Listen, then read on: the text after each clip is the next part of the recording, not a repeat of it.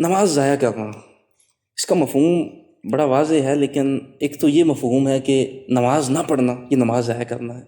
لیکن ایک بہت بھی مفہوم ہے جو قرآن میں الذین هم عن صلاتهم ساہون، کہ وہ اپنی نماز سے غافل ہیں، جانتے نہیں کیا کر رہے ہیں، بس ایک عادت ہے اسے پورا کر رہے ہیں، خشوع سے خالی ہے، خضوع سے خالی آدھی، بس ایک عادت ہے مکمل کر رہے ہیں۔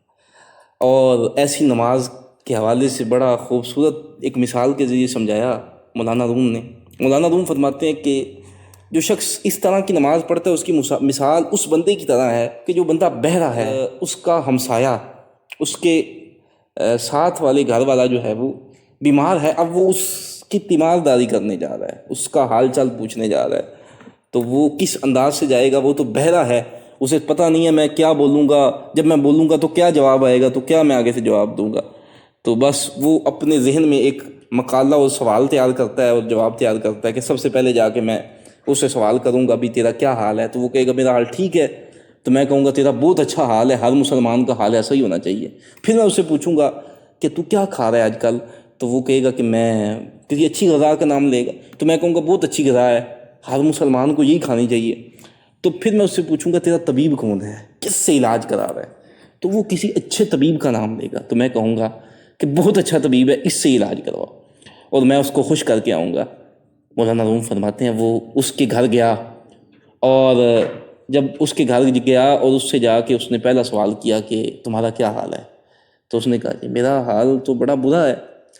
اور میں تو بڑے برے حال میں ہوں۔ اب اس نے اپنا جو جواب تیار کیا تھا وہ کہنے لگا او ہو بہت اچھا حال ہے تیرا، ایسا حال تو ہر مسلمان کا ہونا چاہیے۔ اب اس کا دوسرا سوال جو اس نے اپنے ذہن میں بنایا تھا کہ تیری خوراک کیا ہے، کھاتا پیتا کیا ہے، غذا کیا ہے، اس نے کہا میری غذا کیا ہے، جو کھاتا ہوں زہر ہو جاتا ہے، میری غذا تو زہر ہے۔ اس نے کہا بہت اچھی غذا ہے،